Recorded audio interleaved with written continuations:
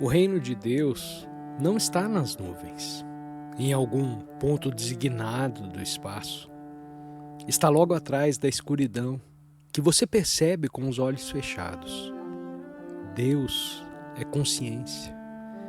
Deus é a existência absoluta. Deus é sempre nova alegria. Essa alegria é onipresente. Sinta a sua unidade com essa alegria. Ele reside dentro de você e abrange ao infinito, além dos limites vibratórios grosseiros da matéria.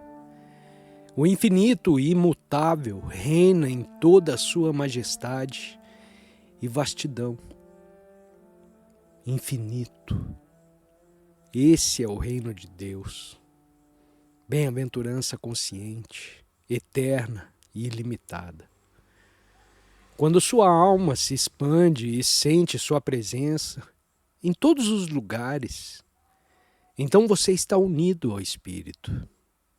Nós nos curvamos ao infinito, no altar do horizonte, onde o céu encontra o oceano. E nos curvamos ao infinito transcendental, no altar da paz dentro de nós. Apesar de todas as nossas demonstrações de ignorância, Deus continua a nos dar vida por meio de sua presença interior.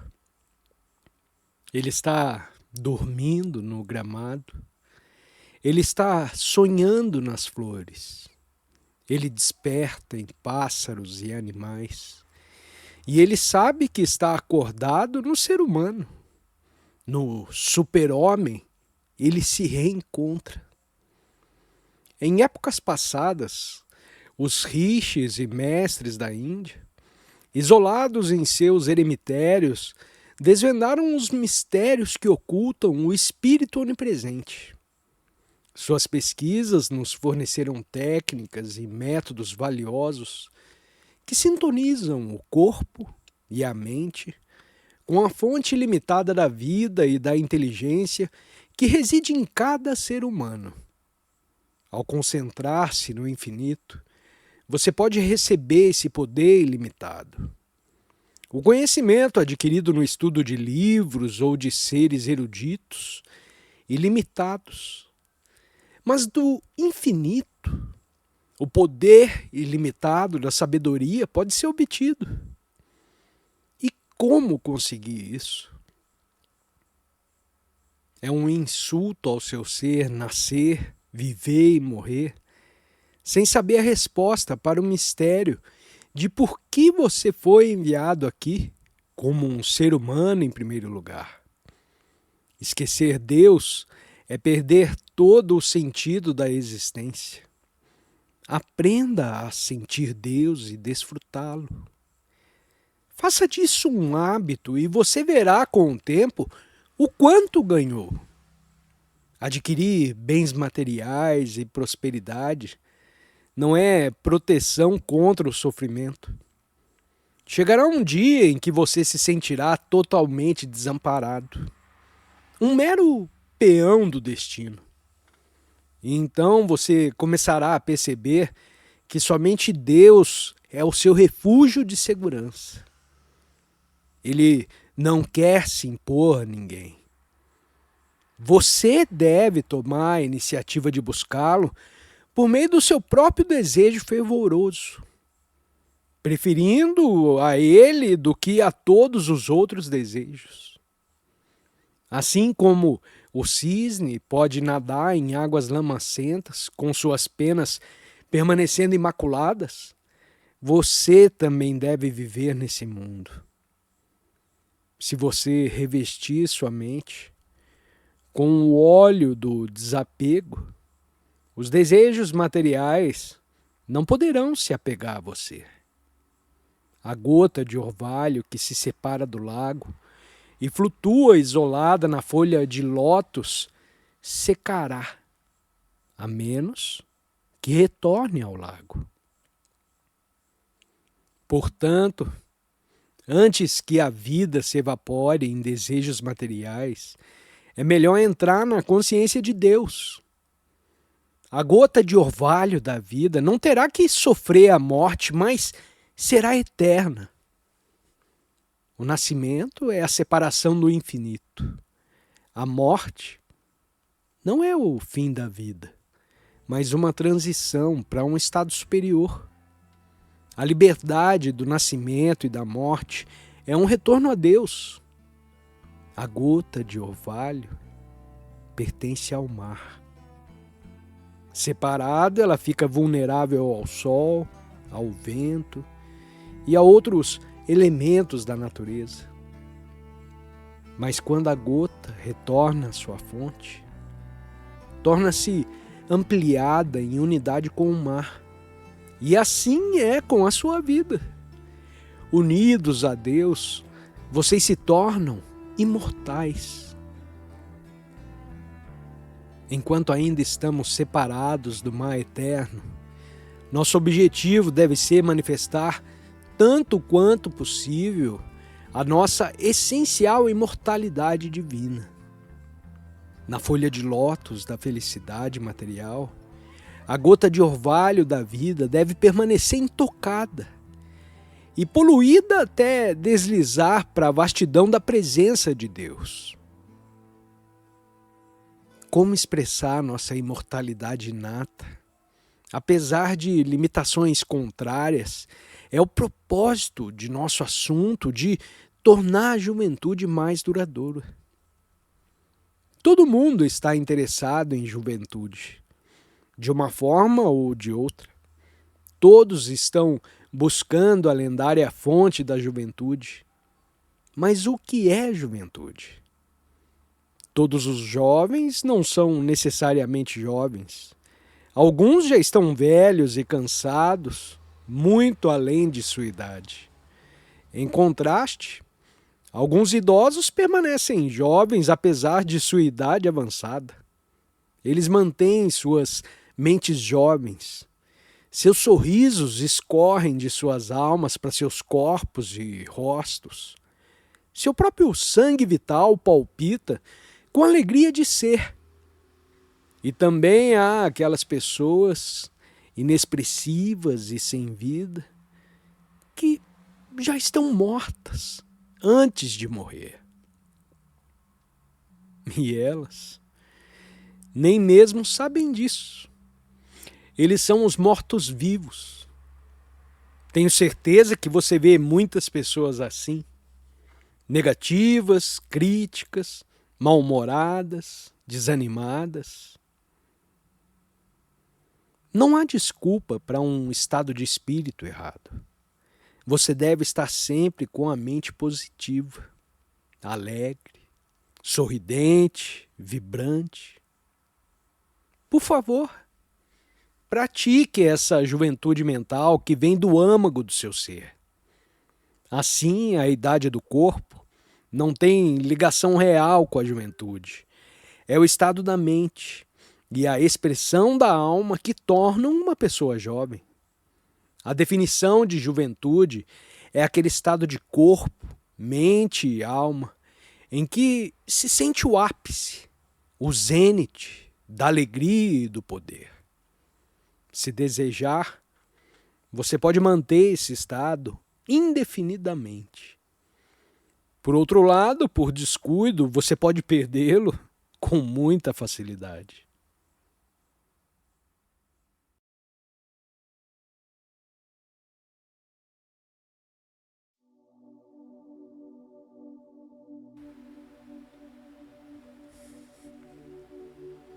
Julgamos a nossa condição como desejável ou indesejável pelo grau de felicidade nela ou pela falta dela. Assim, existem 5 estados mentais: felicidade, tristeza, indiferença, paz e verdadeira alegria.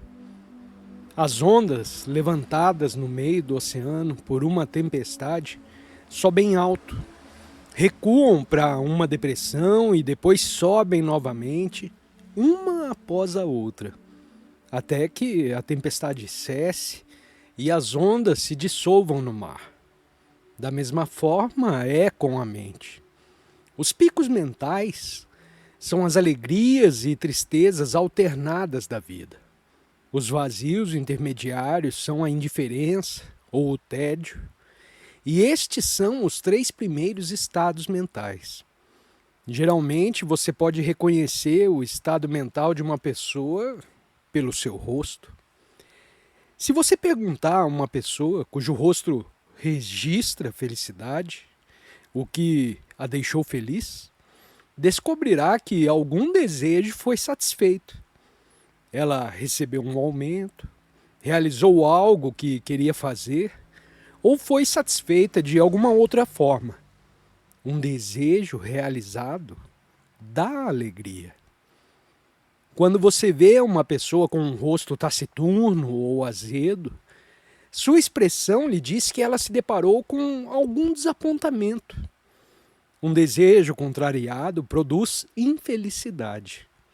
O desejo de saúde é contrariado pela dor. O desejo de dinheiro é contrariado pela pobreza, e assim por diante. Depois há as pessoas no meio. Pergunte a eles: ei, você está feliz? Não. Você está triste então? Não, também não. Eles estão no meio, nem na crista da onda de felicidade, nem na onda de choque da tristeza. Eles estão na cavidade intermediária. Esse é o estado neutro de indiferença. Não se pode permanecer indefinidamente nas cristas da felicidade flutuante ou da tristeza turbulenta, ou nos lixões do tédio. Nesse mundo de dualidades concorrentes, o ser comum é jogado para cima e para baixo, subindo em uma onda de alegria e afundando no vale da indiferença. E então, caindo em uma onda de tristeza. Eles pouco sabem nada além desses estados de consciência. Ser assim empurrado é entregar o livre-arbítrio a um destino aparentemente caprichoso. A necessidade para viver uma vida bem-sucedida e satisfatória é serenidade mental. E isso só pode ser alcançado pela concentração, pelo domínio das faculdades mentais. Até a tristeza mais terrível é curada pelo tempo. Nada se ganha revivendo todos os dias. Lamentar por alguém que se foi não ajuda a ele ou a si mesmo, nem muda esse triste fato. Tornar-se miserável, alimentando um complexo de inferioridade, ou punindo-se por erros ou fracassos do passado, não o levará a lugar nenhum. Paralisa suas faculdades mentais na realidade. Nunca se permita entrar em rotinas mentais negativas. E também não fique entediado com a vida.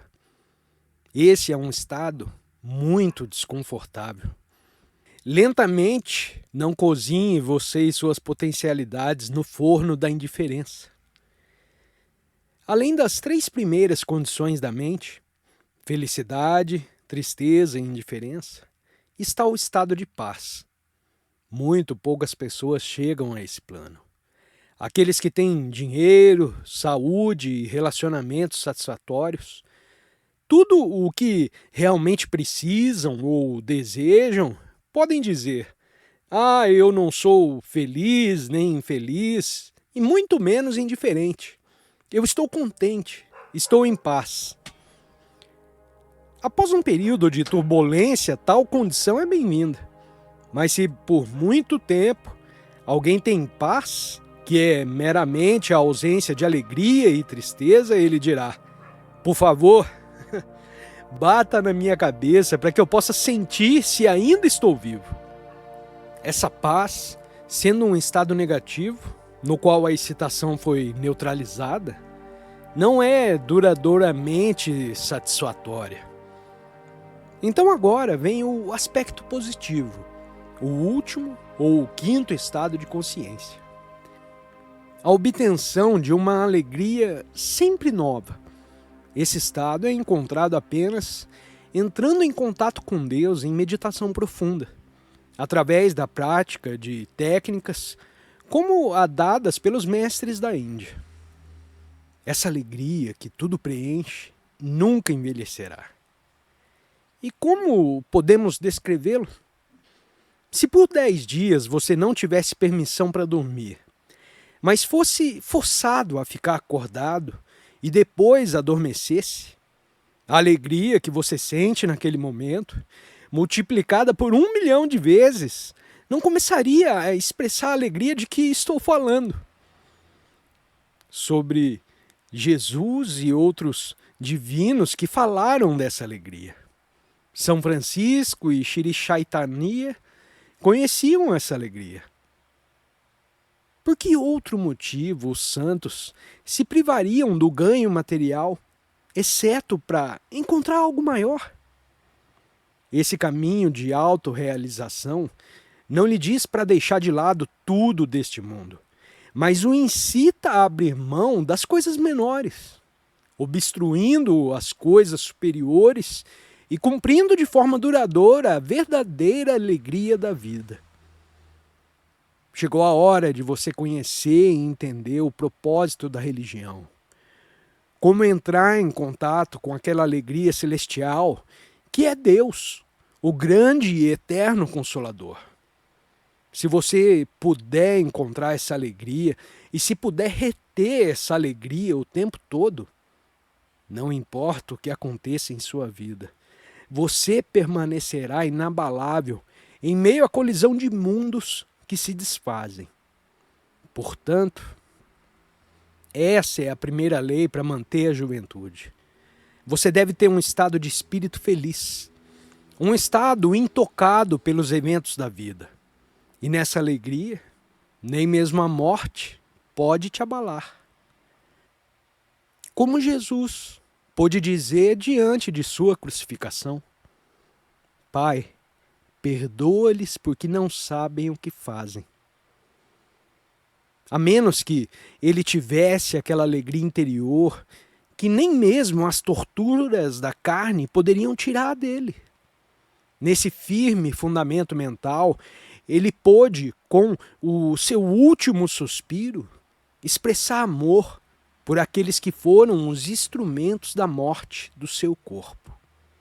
Esse é o estado invulnerável que você deve se esforçar para cultivar.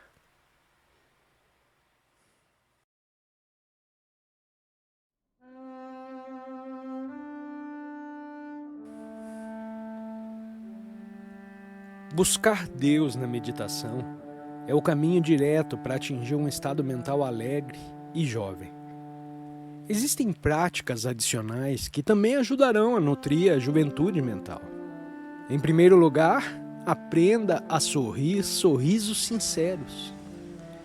Onde quer que você esteja, não importa quão difíceis sejam as circunstâncias, sorria de coração.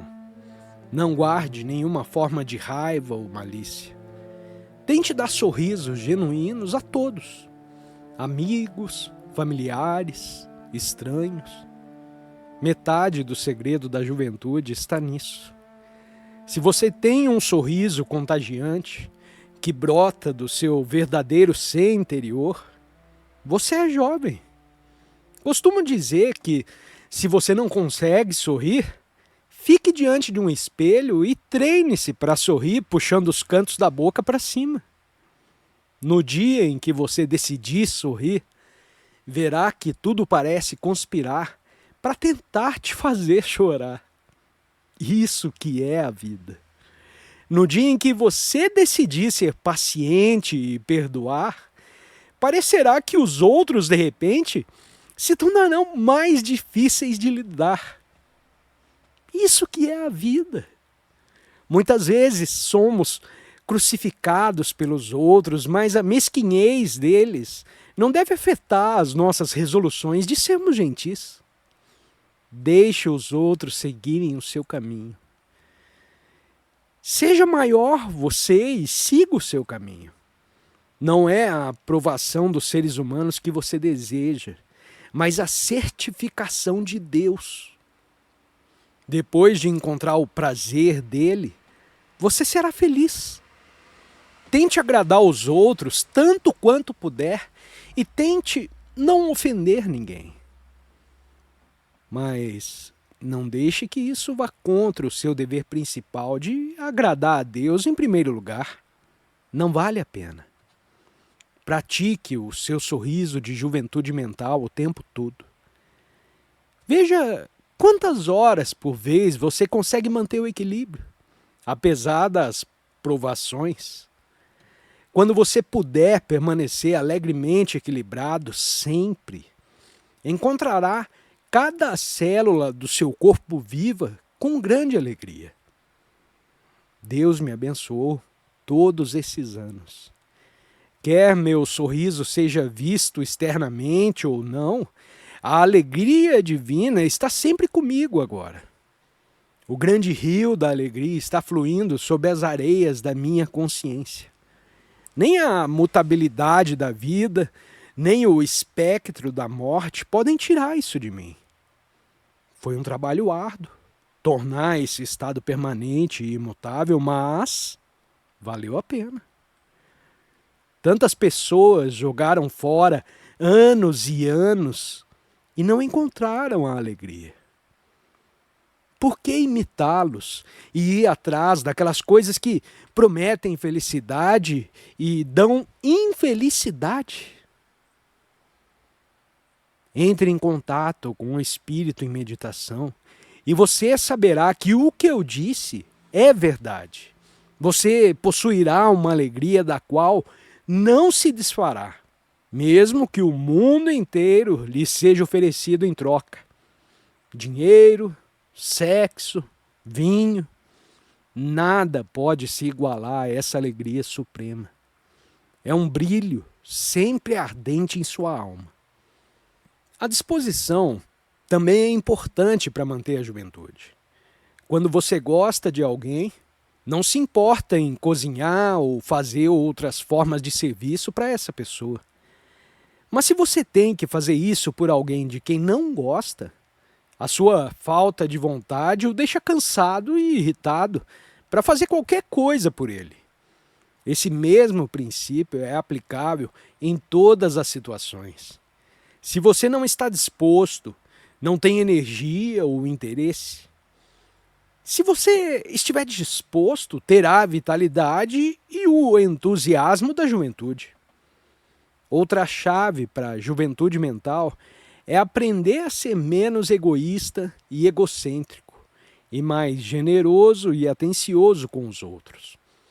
Para manter a alegria encontrada no contato com Deus na meditação, você deve praticar a sua qualidade de amar a todos, de ser justo e bom para todos.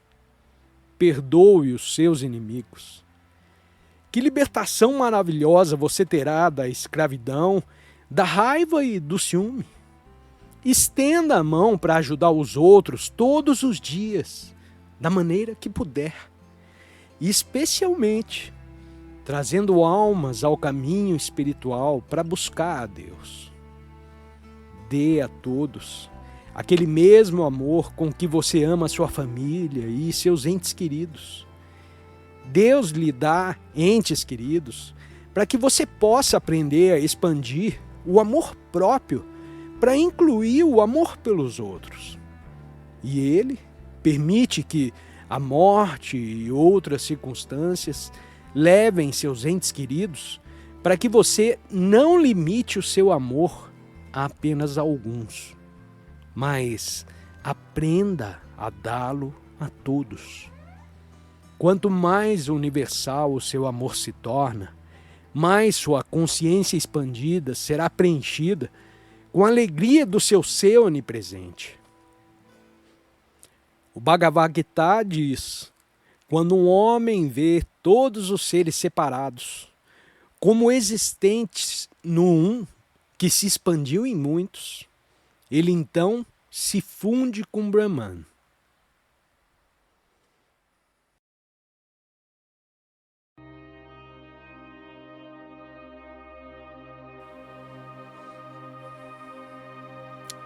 Vários santos que permaneceram em reclusão secreta, escondidos do olhar cético de um mundo não iluminado, viveram muito além de uma vida normal, mantendo a juventude não apenas do espírito, mas também do corpo.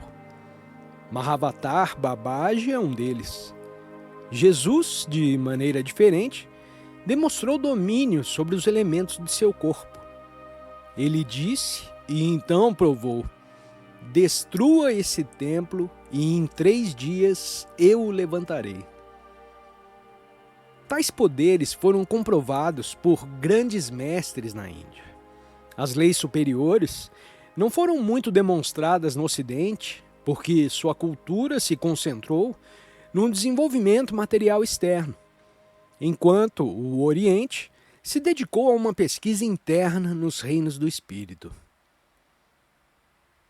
Por que se surpreender que alguns mestres, para cumprir um propósito divino, amando de Deus, escolham viver vidas extraordinariamente longas? Vemos na natureza que existem animais que podem viver muito mais do que os seres humanos comuns. No entanto, o homem é suposto ser a criatura superior. E por que ele tem menos longevidade? Porque, como seres humanos, somos dotados exclusivamente de livre-arbítrio, privilegiados para fazer o que quisermos.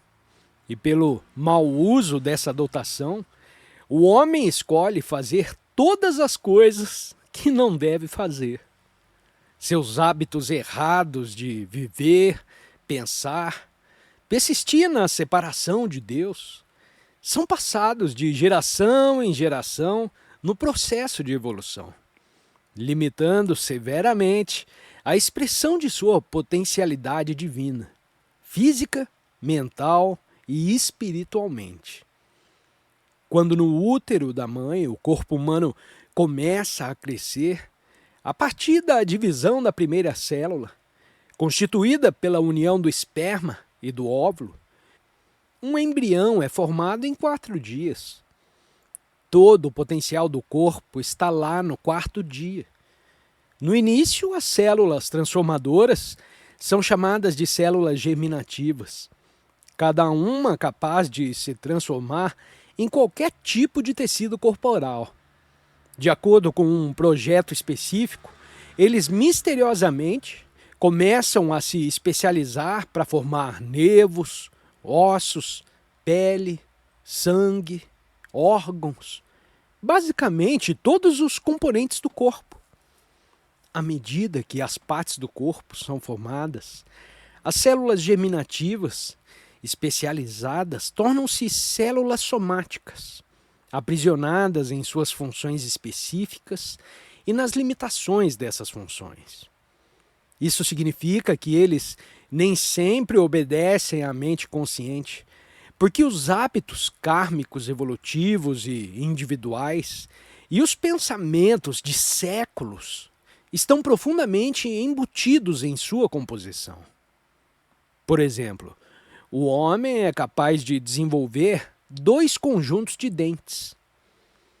Então, por que ele não pode criar um 3º conjunto ou talvez um 4º?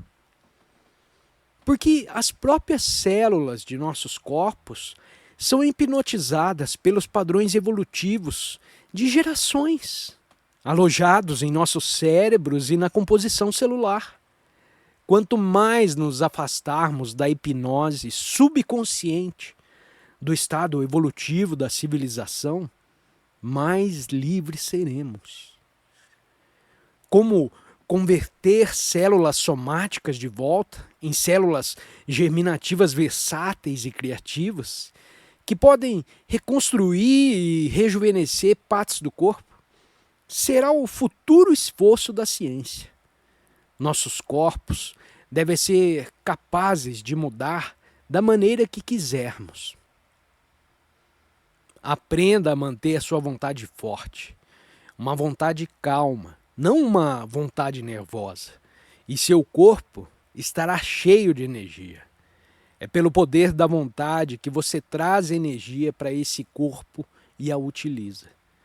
Quanto maior a vontade, maior o fluxo de energia. Aprenda a extrair essa energia, não apenas dos alimentos e do oxigênio, mas também do infinito.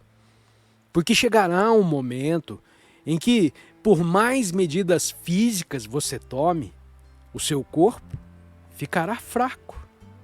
Alimentos e oxigênio são úteis para o corpo somente quando influenciados pela corrente vital interior. Se isso enfraquecer, devido ao abuso físico e mental, os suportes externos da vida se tornam ineficazes. Os métodos que ensinam mostram como recarregar cada parte de seu corpo com energia vital vinda diretamente do onipresente poder vibratório de Deus, que o cerca e está dentro de você. É esse poder que criou o seu corpo e o sustenta. Pela prática dos exercícios de energização, e especialmente pelo Kriya Yoga, você pode animar todo o seu ser com a vida divina. Cada grama de carne contém energia suficiente para iluminar a cidade de Chicago por 2 dias. Você sente calor e vitalidade na carne gerada por essa energia. Mas não há tremenda energia em si dentro dos átomos da carne. Cada átomo é um dínamo de poder. Você pode recarregar vitalmente cada célula do corpo pela meditação em Kriya Yoga e pelo exercício da vontade de acessar a fonte cósmica de poder. Se você mantiver sua vontade intacta e usá-la para realizar todas as suas ações físicas e mentais, com disposição alegre, seu corpo e sua mente permanecerão vitalmente jovens. A natureza, a criação cósmica, é a personificação das leis de Deus. Portanto, você deve aprender a obedecer a essas leis. Doenças, desarmonias mentais e todos os tipos de miséria são as consequências da desobediência. Pelo mau uso do livre-arbítrio, os seres humanos optam por se comportar mal. E suas ações, sendo contrárias à lei divina, reagem posteriormente sobre o sistema nervoso e a consciência, criando desarmonias no corpo e na mente. Quando se trata de dieta, as leis da saúde são constantemente quebradas. A maioria das pessoas cava suas próprias sepulturas com suas facas e garfos. Os animais do zoológico são alimentados de forma mais científica do que o ser humano médio. Você deve governar os seus hábitos alimentares pelo que deve comer, e não apenas pelo que agrada ao seu paladar. Sua dieta deve incluir uma predominância de frutas e vegetais frescos, e grãos integrais naturais e leguminosas. Evite muitos amidos refinados e muitos doces e limite muito a ingestão de gorduras. Essas podem ser muito prejudiciais à saúde. Os melhores doces são os frutos secos ao sol da natureza, sem enxofre. Aqueles que comem muita carne devem interromper esse hábito, evitando estritamente todas as formas de carne bovina e suína, e comendo peixe, aves ou cordeiro apenas ocasionalmente. Cada pedaço de carne consumido deve ser acompanhado por uma grande porção de alface. Muito mais preferível é uma dieta totalmente sem carne, que inclua alguns laticínios, ovos e alimentos com proteínas vegetais. Amendoim sem sal ou amêndoas ou grão de bico cru Moído finamente e misturado com suco de laranja, é uma boa fonte de proteína como substituto da carne. Tome leite entre as refeições e não com as refeições. Evite comer demais. Ingerir mais do que o corpo precisa pode ser tão prejudicial quanto uma alimentação errada. Não pense que você tem que comer só porque o sinal do jantar toca. E quando você comer, coma menos. Além disso, aprenda a jejuar um dia por semana e 3 dias consecutivos uma vez por mês, com frutas frescas ou suco de frutas sem açúcar. A eliminação adequada é muito importante. Frutas e vegetais frescos ajudam a limpar o seu corpo. Em jejum, é bom tomar um laxante natural, suave em um suco de laranja. Postura também é importante para uma boa saúde. A má postura restringe o fluxo saudável da energia vital nas várias partes do corpo e órgãos vitais. A melhor postura é peito para fora, ombros para trás, estômago e abdômen para dentro e nádegas para baixo.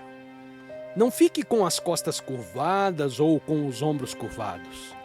Não se sente em uma posição curvada, com a coluna desalinhada, dificultando a respiração e o livre fluxo da energia vital na coluna.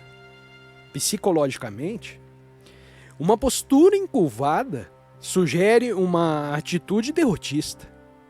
Sente-se sempre e fique em pé. Seja mestre de si mesmo, com sua mente no poder infinito dentro e ao seu redor.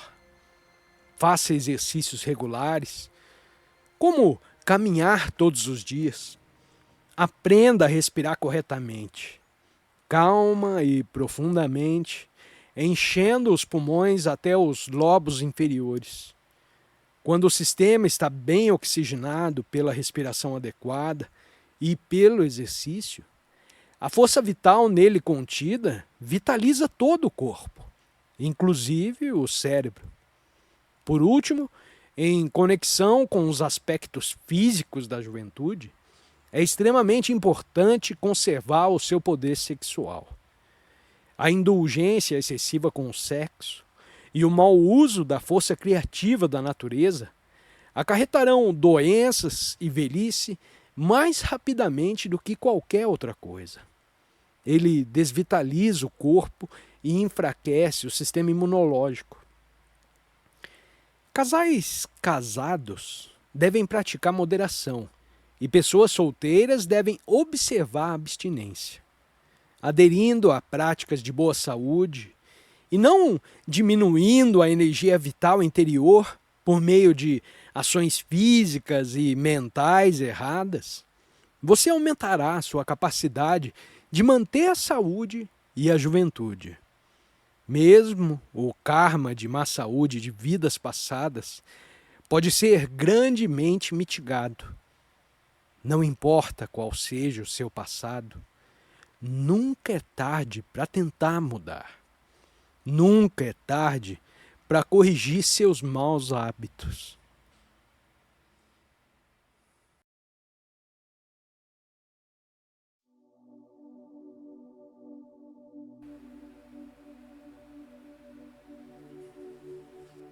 O assunto de hoje é muito importante. Tudo o que você ouvir hoje, você deve se esforçar para lembrar e colocar em prática. É tão fácil ser inspirado momentaneamente e depois esquecer muito do que você ouviu. É por isso que costumo empregar a repetição, pois para penetrar no âmago da consciência humana, uma verdade deve ser repetida várias e várias vezes. Por meio dessa revisão, gradualmente se torna uma parte habitual dos pensamentos de alguém. Existe uma grande diferença entre apenas ouvir uma palestra e aplicar as verdades que ela contém. Meu guru me disse que coloquei em prática. Como resultado de seu treinamento, sempre mantive minhas prioridades espirituais corretas. Nunca perco 3 coisas: minhas meditações, de manhã e à noite, meus exercícios e serviço aos outros. Esses eu executo religiosamente. Tudo mais de menor importância, eu de alguma forma administro. Vivendo na consciência de Deus, descobri que muitas coisas que antes pareciam necessárias se tornaram desnecessárias. Ontem à noite, não senti necessidade de dormir porque minha consciência de Deus era muito forte. De vez em quando eu via meu corpo dormindo, mas aquele sono logo se desvaneceu e minha mente e meu corpo foram preenchidos apenas com a consciência de Deus. Essas coisas que digo a vocês vêm da minha própria experiência direta. E um dia eles farão parte da sua realização. Por meio daquele que percebo dentro de mim, é possível transmitir aos que estão sintonizados a luz de Deus que está em mim. Não sou eu, mas aquele que está em mim, a quem exalto. Assim como o homem rico pode conceder sua fortuna a seus filhos dignos, também é possível que o homem de riqueza espiritual legue suas riquezas divinas aos discípulos que seguem o seu exemplo. Isso é verdade para todos os grandes mestres. Existem muitos exemplos dessa transmissão de consciência espiritual, como o manto de Elias, que caiu sobre Eliseu, e o Espírito Santo transmitido por Cristo aos 11 fiéis de seus 12 discípulos próximos. Muitos chegam ao caminho espiritual, mas são aqueles que permanecerem firmes até o fim que entrarão no reino dos céus. Os verdadeiros devotos, aqueles que veem que todos os caminhos obscuros deste mundo levam à desilusão, buscam a Deus com firmeza, nunca duvidando dele. Não importa se ele responde ou não. O devoto ora interiormente: Senhor, tu sabes que estou chegando, então não me importo quando tu me responderás. Embora eu não mereça a tua resposta, tu não podes me recusar quando for a hora certa.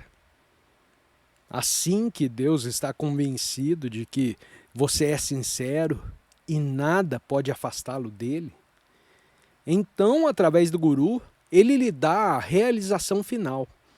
O guru transmite a você a luz de Deus que flui através dele. Talvez você tenha pensado que nunca conheceria tal bênção. Essa experiência suprema eu recebi de meu guru. Ele me deu com seu toque o que eu não poderia alcançar apenas com o poder e esforço de minhas meditações. A partir desse novo ano, faça firmes resoluções espirituais. Eu mesmo fiz alguns e rezo de todo o coração para que, com a bênção do Pai e de Gurudeva, eu os cumpra. Somos feitos da matriz da consciência. Toda a vida foi extraída da única fonte do rio da consciência. Sua consciência individualizada é, portanto, o próprio fundamento de sua existência. Todos os seus pensamentos e ações são bolhas e gotas do rio da consciência. O corpo, aparentemente sólido, é, na verdade, uma massa de correntes eletromagnéticas.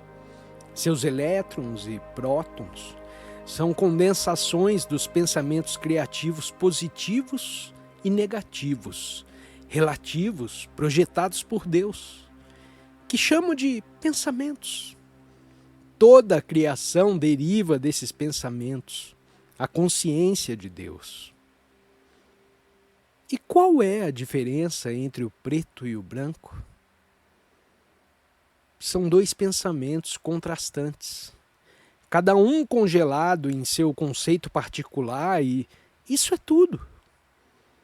Por exemplo, cavalos pretos e cavalos brancos em um sonho nada mais são do que diferentes cristalizações, relatividades do único fluxo de pensamento do sonhador. No sentido último, então, todas as coisas são feitas de pura consciência. Sua aparência finita é o resultado da relatividade da consciência. Portanto, se você deseja mudar alguma coisa em si mesmo, deve mudar o processo de pensamento que ocasiona a materialização da consciência em diferentes formas de matéria e ação.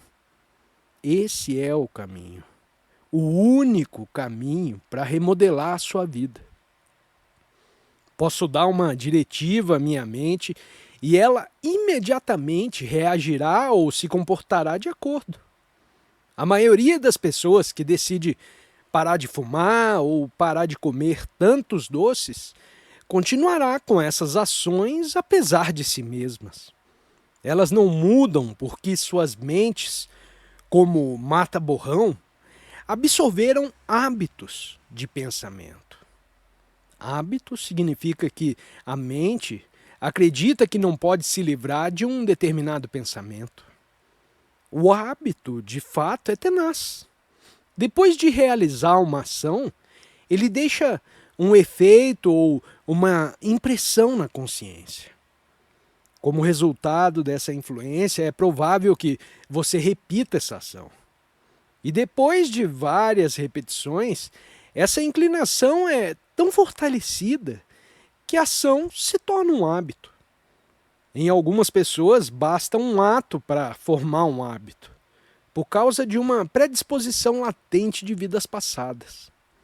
A mente pode lhe dizer que você não consegue se livrar de um determinado hábito, mas os hábitos nada mais são do que repetições de seus próprios pensamentos. E esses você tem a capacidade de mudar. A natureza do hábito pode ser entendida por essa analogia. A argila pode ser moldada em um vaso. E enquanto a argila ainda estiver macia, é fácil mudar a forma daquele vaso repetidas vezes.